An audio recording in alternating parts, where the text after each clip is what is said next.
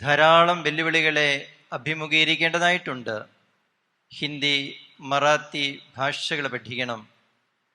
ഞാൻ ഒരിക്കലും ശുശ്രൂഷകൾ ചെയ്തിട്ടില്ലാത്ത ഒരു സ്ഥലമായതിനാൽ ഈ പ്രദേശങ്ങൾ പരിചയപ്പെടണം. നിലവിൽ മഹാരാഷ്ട്രയിലെ 17 ജില്ലകളിലായി വ്യാപിച്ചു കിടക്കുന്ന കല്യാൺ രൂപതയോട് ഇന്നു മുതൽ 9 ജില്ലകൾ കൂടി ചേർക്കപ്പെടുന്നു. ഇതിനും പുറമെ 2 ജില്ലകളുള്ള ഗോവ സംസ്ഥാനം മുഴുവനും ഈ രൂപതയുടെ ഭാഗമായി വരുന്നു.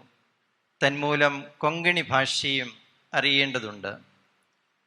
98 ഇടവകകളും 102 രൂപതാ വൈദികരും 125-ലധികം സന്യാസ വൈദികരും 370 സന്യാസിനിമാരും 65,000 അൽമായ സഹോദരി സഹോദരന്മാരുമുള്ള ഒരു വലിയ വിശ്വാസി സമൂഹത്തെ നേരിൽ കണ്ട് പരിചയപ്പെടേണ്ടതുണ്ട്.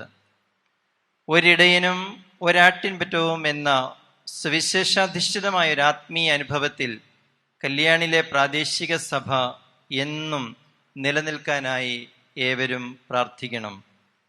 എനിക്കുള്ള അറിവിനും കഴിവുകൾക്കും പരിമിതികൾ ഏറെയുണ്ട്.